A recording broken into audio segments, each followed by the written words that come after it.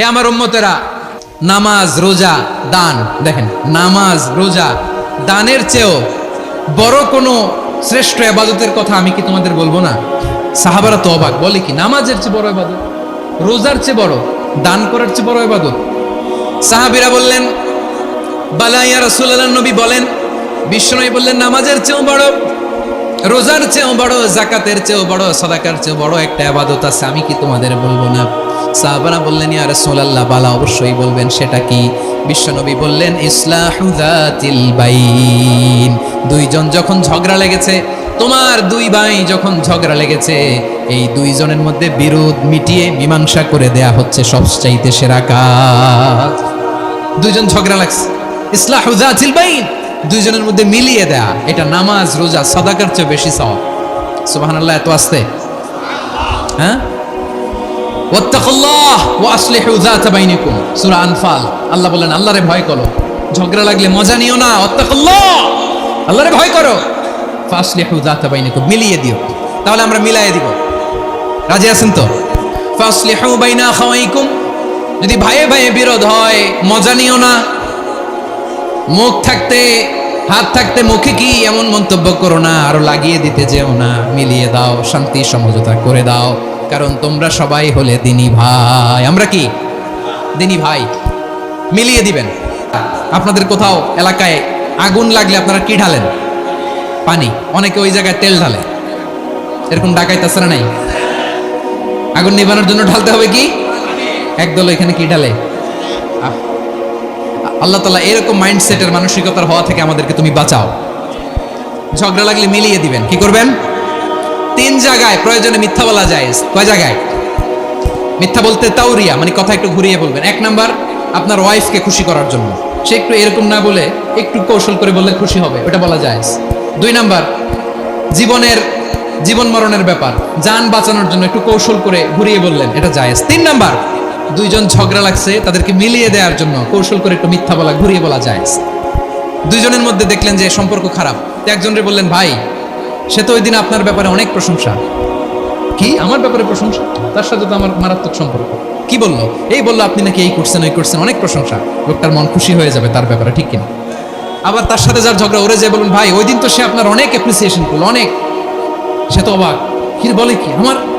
এই যে দুইজনের ব্যাপারে দুইজনের একটু ভালো ভালো কথা বলে দিচ্ছেন, একদিন দেখবেন রাস্তা দিয়ে হাঁটার সময় একে অপরকে সালাম দিয়ে ফেলছে, সালাম দিয়ে বুকে জড়ায় ধরছে, আছে না নাই? আবার মিলমিশ হয়ে গেছে। কিন্তু আমাদের স্বভাব হইলো, দুই প্রতিবেশী যদি একসাথে বসে একসাথে হাঁটে, দূর থেকে দেখলে আমাদের জলে, আছে না নাই? ঘটনা কি? এই দুইটার মধ্যে এত মিল কে? এই দুইটার মধ্যে গিরিঙ্গি লাগানো যায় কিভাবে?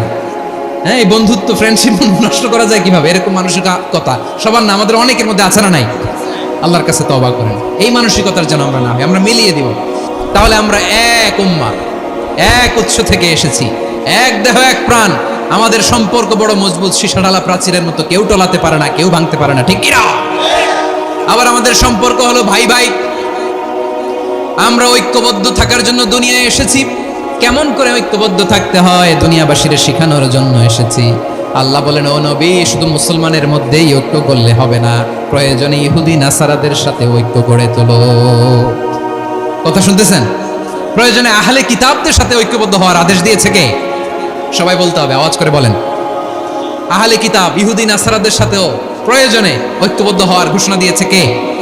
বিশ্বনবী মক্কা থেকে মদিনায় হিজরত করতে গেছেন, ওখানে ইহুদিদের সাথেও কোয়ালিশন করেছেন। সুবহানাল্লাহ পড়বেন না?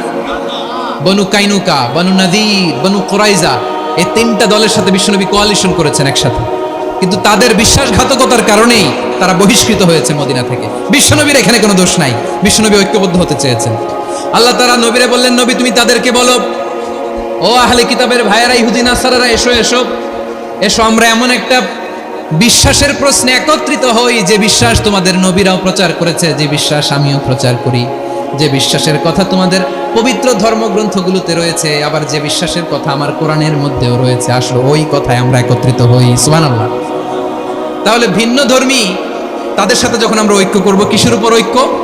একটা কমন ফেইথ, একটা মৌলিক বিশ্বাসের উপর ঐক্য। আল্লাহ তাআলা বলছেন, কুল ইয়া আহলাল কিতাবি তাআলাউ ইলা কালিমাতিন সাওয়াইন বাইনানা ওয়া বাইনাকুম আল্লা না'বুদা ইল্লাল্লাহ ওয়া লা নুশরিকা বিহি শাইআ ولا يتخذ بعضنا بعضا أربابا من دون الله فإن تولوا فقولوا اشهدوا بأننا مسلمون পড়েন আল্লাহু আকবার।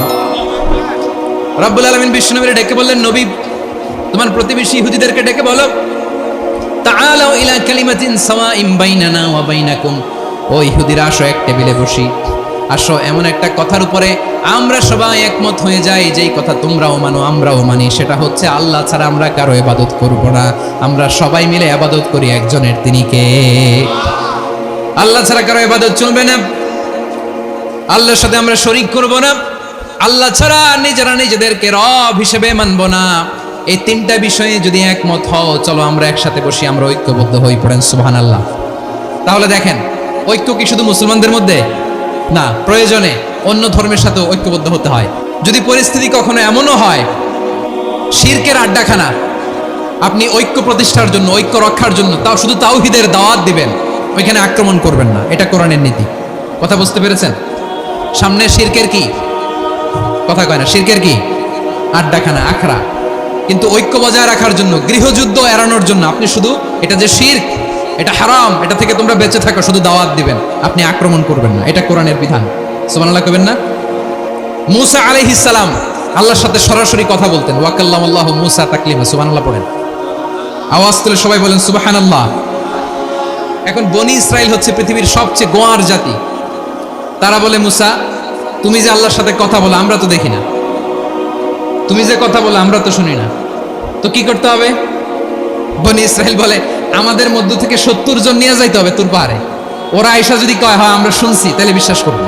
কত বড় ডাকাত দেখছেন বনি ইসরাইল।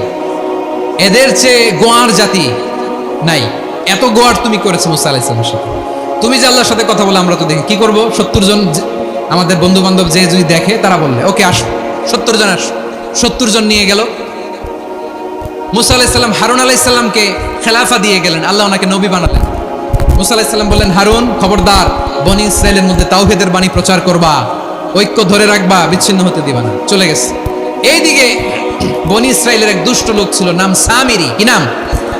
সামিরি। সে সবাইরে বললো তোমাদের স্বর্ণগুলো ফালাও। স্বর্ণগুলো ফেললো, বনি ইসরাইলের স্বর্ণগুলোকে গলিয়ে সে একটা গরুর বাচ্চা বানালো। গোবৎস। কিসের বাচ্চা? দেখেন গরুর পূজা কিভাবে শুরু হয় পৃথিবীতে প্রথম, গোবৎস পূজা, গরুর বাচ্চার পূজা কিভাবে। সে স্বর্ণগলি গরুর বাচ্চা করে, জিবরাইল আলাইহিস সালাম যে জমিনে এসেছিলেন, ওই ফেরেশতার পায়ের নিচে একটু মাটি সে বুদ্ধি করে প্যাকেটে রেখে দিয়েছিল। সে গরুর বাচ্চা বানায় স্বর্ণ দিয়ে গলিয়ে ওই মাটি এটার মধ্যে ঢুকাই দিছে ভেলকি দেওয়ার জন্য। স্বর্ণ দিয়ে বানানো গোবৎস গরুর বাচ্চার গায়ে যখন সেই মাটি ছুঁড়ে দেওয়া হলো, এখন বাছুরের ভেতর থেকে ভ্যাঁ ভ্যাঁ আওয়াজ আসতেছে। কি আসতেছে? সবাই তো অবাক। সামিরি বলে, আরে তোমরা যে 70 জন দিয়ে মুসা আলাইহিস সালামরে পাঠাইছো, ওইদিকে এত ঘুরতেছে, আল্লাহরে খুঁজে পায় না, আল্লাহ তো এটার ভিতরে ঢুকছে। নাউজুবিল্লাহ বলবেন না? তোমরা যে 70 জন দিয়ে পাঠাইলা, 70 জন নিয়ে মুসা আলাইহিস সালাম খালি ঘুরতেছে, আল্লাহরে পায় না, পাবে কেমনে? আল্লাহ তো নাউজুবিল্লাহ এটার ভিতরে, সেজদা দাও। এই সেজদা দিয়ে গেল। আল্লাহর নবী হারুন আলাইহিস সালাম বললেন, খবরদার, এটা সুস্পষ্ট শিরক। আল্লাহ সব গুনাহ মাফ করে, শিরকের গুনাহ মাফ করে না, খবরদার তোমরা থামো। কে শোনে কার কথা? এই যে যেমন এখন আপনারা আমার কথা শুনতেছেন না? শুনতেছেন? হারুন আলাইহিস সালাম বললেন, খবরদার, এই শিরকি কাজে তোমরা সংযুক্ত হয়ো না। তোমাদেরকে কি মনে নাই আমার ভাই মুসা আলাইহিস সালাম কি বলছে? আল্লাহ শিরক মাফ করে না, খবরদার শিরক করো না, আল্লাহরে ভয় করো। হারুন আলাইহিস সালাম তাদেরকে বুঝালেন, শিরক করো না, আল্লাহরে ভয় করো। শুধু এতটুকুই তিনি বুঝালেন, দাওয়াতি কাজ পালন করলেন, কিন্তু প্রতিরোধ করেন নাই, সশস্ত্র সংগ্রামে লিপ্ত হন নাই, বাধা দেন নাই, কারণ গৃহযুদ্ধ বেঁধে যেতে পারে। উনি ভাবলেন, আমি যদি আমার বাহিনী নিয়ে দাওয়াত দেওয়ার সাথে সাথে প্রতিরোধ করি, আক্রমণ করি, ওরাও আমারে আক্রমণ করবে, ব্লাডশিট হবে, রক্তপাত, এমন অবস্থা হবে বনি ইসরাইলের মধ্যে যেটা হয়তো আমার ভাই মুসাও কন্ট্রোল করতে পারবে না। সুবহানাল্লাহ কইবেন না? এক একজন নবীকে আল্লাহ তাআলা কি ইন্টেলেক্ট দিয়ে পাঠিয়েছেন। তিনি ভাবলেন, আমি দাওয়াতি কাজটাই করি, এটা যে হারাম এটা থেকে শুধু বারণ করি, কিন্তু প্রতিরোধ না করি। আমি যদি ঐক্য ধরে রাখতে পারি বাকিটা আমার ভাই সামলে নেবে। সুবহানাল্লাহ। হারুন আলাইহিস সালাম প্রতিরোধ করলেন না, বনি ইসরাইলের মধ্যে গৃহযুদ্ধ বেঁধে যাওয়ার আশঙ্কায় প্রতিরোধ করলেন না, আক্রমণ করলেন না, শুধু দাওয়াত দিলেন। ইন দা মিন টাইম মুসা আলাইহিস সালাম আল্লাহর সাথে কথা বলে যখন ফিরে আসলেন, দেখলেন বনি ইসরাইলের অধিকাংশ লোক মুশরিক হয়ে গেছে, মুশরিক হয়ে গেছে। মুসা আলাইহিস সালাম রেগে গেলেন, রেগে প্রথমে বনি ইসরাইলদেরকে অ্যাটাক না করে ভাইয়ের দাড়ি ধরলেন। হারুন আলাইহিস সালামের দাড়ি আর চুল, মেজাজি নবী ছিলেন। হারুন তুমি কি করলা? তোমার কি দায়িত্ব দিয়ে গেলাম, তুমি কি করলা? তুমি থাকতে বনি ইসরাইল কেমন করে শিরকের কাজে নিমজ্জিত হয়ে যায়? সাইয়েদনা হারুন আলাইহিস সালাম বললেন, ইন্নী, কোরআন সাক্ষী, কোরআন থেকে কোট করছি, ইন্নী خشيت أن تقول فرقت بين بني إسرائيل ولم ترقب قولي। ও আমার ভাই, আমার দাড়ি ধরবেন না, আমার মারবেন না। আমি ভয় করেছি, আমি ভয় পেয়েছি, না জানি আপনি বলেন তুমি কেন খশিতু আন তাকুলা ফাররাকতা বাইনা বানি ইসরাইল, আপনি এসে আমারে যদি বলেন তুমি কেন ঐক্য ধরে রাখলে না, কেন মারামারি হলো, কেন রক্তপাত হলো, তোমারে কি এই দায়িত্ব আমি দিয়ে দিয়েছিলাম? আমার কথার দিকে কি তুমি ভ্রুক্ষেপ করো নাই? আমি যে বলছি তাওহীদের বাণী প্রচার করবা আর ঐক্য ধরে রাখবা, আমার কথা কি শোনো নাই? আপনি আমারে ধমকাবেন, এই জন্য আমি প্রতিরোধ করি নাই, আক্রমণ করি নাই, গৃহযুদ্ধ আটকানোর জন্য কিন্তু আমি দাওয়াত দিয়েছি। সুবহানাল্লাহ পড়েন। ঐক্য ধরে রেখেছেন। মুসা আলাইহিস সালাম মুহূর্তেই সামিরীকে আক্রমণ করলেন, অ্যাটাক করলেন, শাস্তি দিলেন। মুহূর্তেই ওই গোবৎস গরুর বাছুরকে ভেঙে চুড়ে মেসাকার করে সাগরের মধ্যে ভাসিয়ে দিলেন। পুরো বনি ইসরাইলকে আবার তাওহীদের উপর প্রতিষ্ঠিত করলেন। পড়েন সুবহানাল্লাহ। এই ঘটনা থেকে শিক্ষা কি? শিক্ষা হচ্ছে আপনি শিরকের আড্ডাখানা দেখলেও বৃহৎ স্বার্থে তাওহীদের দাওয়াত দিবেন, প্রয়োজনে আপনি ঐক্য নষ্ট করবেন না। সুবহানাল্লাহ পড়বেন না? তাহলে ঐক্যের গুরুত্ব বেশি না কম? বলেন, আওয়াজ করে বলেন। ওয়াতাসিমু বিহাবলিল্লাহি জামিআ, আল্লাহর রশিকে আঁকড়ে ধরো। ওয়ালা তাফাররাকু, তোমরা বিচ্ছিন্ন হয়েও না। পেকুয়ার ভাইয়েরা আওয়াজ করে বলেন তো, আদেশটা কার? এখন বলেন, আমাদের ঐক্যবদ্ধ জীবনের দরকার আছে না নাই? এই যে ডক্টর মোহাম্মদ ইউনূস আমাদের লিডার, উনি যে আমাদেরকে জাতীয় ঐক্যের আহ্বান জানিয়েছে, ওনার আহ্বানে আমাদের সাড়া দেওয়ার দরকার আছে না নাই? রাজনীতিবিদদের যে ডাকছে খুশি লাগে না আপনার? আলেমদের ডাকছে খুশি লাগে নাই? আলহামদুলিল্লাহ বলবেন না? আলহামদুলিল্লাহ, সবাইকে ডেকেছে, ঐক্যবদ্ধ করেছে। আমরা ঐক্যবদ্ধ থাকতে চাই, আমরা ঐক্যবদ্ধ জীবন চাই, আমরা আর কাদা ছড়াছড়ি করতে চাই না। রাজি আছেন সবাই? মনে রাখবেন, যখন আমি একা থাকি তখন আমি ব্যক্তি, যখন আমরা সবাই মিলি তখন আমরা শক্তি। এই শক্তি নিয়ে আমাদের সামনে এগিয়ে যাওয়ার দরকার আছে না নাই? তাহলে আমরা যদি নিজেরা বিরোধে লিপ্ত হই, আমাদের ক্ষমতা, পাওয়ার ছুটে যাবে। আমরা এই পাওয়ার হারাতে চাই না, ঠিক কিনা বলেন? রব্বুল আলামিন ঠিক তাই বললেন। রব্বুল আলামিন বললেন, খবরদার, وَأَطِيعُوا اللَّهَ وَرَسُولَهُ وَلَا تَنَازَعُوا فَتَفْشَلُوا وَتَذْهَبَ رِيحُكُمْ وَاصْبِرُوا إِنَّ اللَّهَ مَعَ الصَّابِرِينَ। আল্লাহর আনুগত্য করো, নবীর আনুগত্য করো, কিন্তু খবরদার নিজেরা বিরোধে লিপ্ত হইও না, নিজেরা মারামারি করো না, তাহলে তোমাদের শক্তি কমায় দিবে কে? ফাতাফশালু, তোমরা সাহস হারাবা, ওয়া তাযহাবা রিহুকুম, তোমাদের শক্তি কমে যাবে, পাওয়ার কমে যাবে। তাহলে আমরা যদি নিজেরা মারামারি করি, আমরা নিজেরা যদি বিচ্ছিন্নতায় লিপ্ত হই, আমরা যদি মতানৈক্য করি, তাহলে আমাদের শক্তি কমে যাবে, ঠিক কিনা? আমরা শক্তি কমাবো। আচ্ছা, ছোট্ট একটা বাঁশের কঞ্চি যদি আপনারা দেয়, পায়ের মধ্যে ধাক্কা দিয়ে ভাঙতে পারবেন না? এরকম বাঁশের কঞ্চি যদি 20টা একসাথে জোড়া লাগায় দেয়, ভাঙতে পারবেন? কথা বোঝে নাই মনে হয়। চিকন একটা বাঁশের কঞ্চি দিলে ভাঙা যাবে না? এরকম চিকনই 20টা বাঁশের কঞ্চি একসাথে লাগাই দিলে ভাঙতে পারবেন? কারণ যখন আমি একা থাকি তখন আমি ব্যক্তি, যখন আমরা সবাই মিলি তখন আমরা শক্তি। আমরা যেন শক্তি না হারাই। আমরা বিরোধে লিপ্ত হলে আমাদের শক্তি কমে যাবে। এই হচ্ছে 1 নম্বর ডিসঅ্যাডভান্টেজ। 2 নম্বর ডিসঅ্যাডভান্টেজ হচ্ছে, আমরা নিজেরা বিরোধে লিপ্ত হলে অন্যরা আমাদের মাথায় কাঁঠাল ভেঙে খাইতে সুবিধা হয়। কথা বোঝেন নাই? আমরা যদি বিরোধে লিপ্ত হই, তাহলে পরাশক্তিগুলোর সুবিধা, তখন আমাদের কাউকে দিতে হবে ট্রানজিট, কাউকে দিতে হবে সেন্ট মার্টিন, কাউকে দিতে হবে দেশের অর্ধেক। চিল্লায় বলো ঠিক কিনা? নিজেদের প্রবলেম সলভ করার ক্যাপাসিটি আমাদের আর থাকবে না। আমরা বিরোধ করব না, আমরা বিচ্ছিন্ন হব না। নিজেরা বিরোধে জড়ালে পরাশক্তিগুলো আমাদের মাথায় কাঁঠাল ভেঙে খায়। তখন ভারতের পিছনে দৌড়াতে, আমেরিকার পিছনে দৌড়াতে আমাদের জুতার তলা ক্ষয় হইয়া যাইবে। নিজেদের প্রবলেম সলভ করা যাবে না। আমরা যদি অন্যের পিছনে না দৌড়াতাম আর এই বিরোধকে থামাতে পারতাম, বাংলাদেশ আজকে যেখানে আছে তার কমপক্ষে 50 গুণ সামনে থাকতো। চিল্লায় বলেন ঠিক কিনা? তাহলে 1 নাম্বার ক্ষতি হচ্ছে আমাদের পাওয়ার লেস হয়ে যায়, আমরা দুর্বল হই যদি আমরা বিরোধ করি। 2 নাম্বার হচ্ছে পরাশক্তিগুলোর সুবিধা নেয়। 3 নাম্বার হচ্ছে আমাদের উন্নয়ন, দেশের উন্নতি, অগ্রগতি এটা স্থবির হয়ে যায়, এটা বাধাগ্রস্ত হয়। প্রিয় ভাইরা, ইউনিটি, ঐক্য হচ্ছে একটা দেশের উন্নয়নের মূল ভিত্তি। 2 জন কইছে ঠিক, এদিকে এখন কয়েকজন কইছে ঠিক। ঐক্য হচ্ছে একটা দেশের, জাতীয় ঐক্য হচ্ছে কোন দেশের উন্নয়ন অগ্রগতির মূল ভিত্তি। ঠিক কিনা বলেন? ইউনিটি অফ এ কান্ট্রি, এটা হচ্ছে একটা সাস্টেইনেবল ডেভেলপমেন্ট, সোশ্যাল স্টেবিলিটির জন্য এটা অনেক গুরুত্বপূর্ণ। এজন্য বিরোধের কোনো স্থান আমরা দিব না, আমরা ঐক্যবদ্ধ থাকবো ইনশাআল্লাহ। বলেন, আর কখনো কাউরে কাফের বলে গালি দিবেন? তুই জাহান্নামী বলবেন? ঝগড়া লাগলে লাগাই দিবেন? তাহলে কি করবেন? মিলায় দিব। আওয়াজ করে বলেন, কি করব? প্রিয় ভাইরা, এই বিরোধ গত 50 বছর তো আমরা দেখেছি, ধর্মীয় অঙ্গন বলেন, সামাজিক অঙ্গন বলেন, রাজনৈতিক অঙ্গন বলেন, এই বিরোধ আমাদেরকে শেষ করে দিয়েছে। এই 24-এর ছাত্র নাগরিক অভ্যুত্থানের পরেও যদি সেই বিরোধ আমাদেরকে খায়, তাহলে এতগুলো তাজা জেনজির রক্ত বৃথা যাবে। চিল্লায় বলো ঠিক কিনা? আমরা এই রক্তগুলোকে বৃথা দিতে চাই না, বৃথা যেতে দিতে চাই না। আমরা ঐক্যবদ্ধ থাকতে চাই। রাজি আছেন? আমরা আর কাদা ছড়াছড়ি করব না। অনেক হয়েছে, আন্না, এবার থামুন। অনেক হয়েছে, আন্না। প্রথমেই আমি এদেশের সম্মানিত আলেম সমাজকে বিনয়ের সাথে অনুরোধ করব, আসুন আমরা ঐক্যবদ্ধ হই। আমি সম্মানিত আমার মাথার তাজ ওলামাদেরকে জাতীয় ঐক্যের আহ্বান জানাই।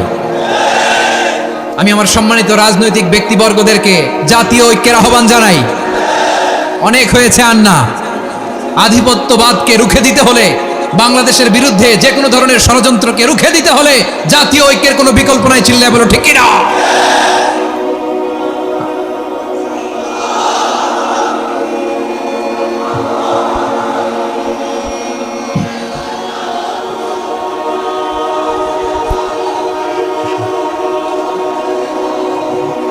আমার প্রিয় ভাইয়েরা, আমার ভাইয়েরা, আর কাদা ছড়াছড়ি করব না ইনশাআল্লাহ। বলেন আল্লাহুম্মা ফারশাদ। আল্লাহ তুমি সাক্ষী থাকো, আল্লাহ তুমি তৌফিক দাও। আওয়াজ করে পড়েন আমিন। আর একে অন্যকে কাফির বলে গালি দিব না। ঠিক কিনা বলেন? রাজি আছেন? ধ্বংস করে দিয়েছি আমরা আমাদেরকে। আপনারা হালাকু খানের নাম শুনেছেন? মঙ্গল অধিপতি হালাকু খান বাগদাদের আমাদের বিশাল দারুল হিকমা লাইব্রেরিকে ধ্বংস করেছে।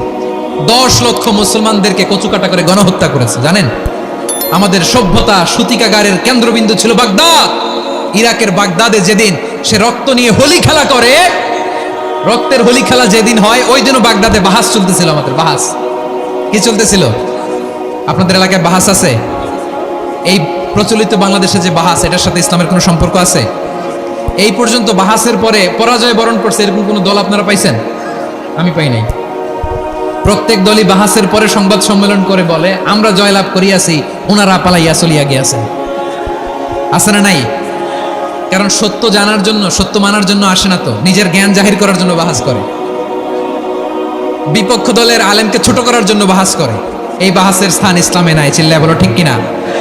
এই সমস্ত বাহাসের দিন শেষ। ঐক্যবদ্ধ হওয়ার বাংলাদেশ।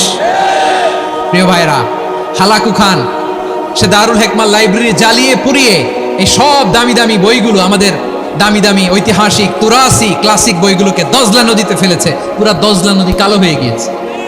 10 লক্ষ মুসলমানকে গণহত্যা চালিয়ে এই রক্তের বন্যা যখন দজলা নদীর পানিতে মিশে গিয়েছে, দজলা নদীর পানি লাল হয়ে গিয়েছে।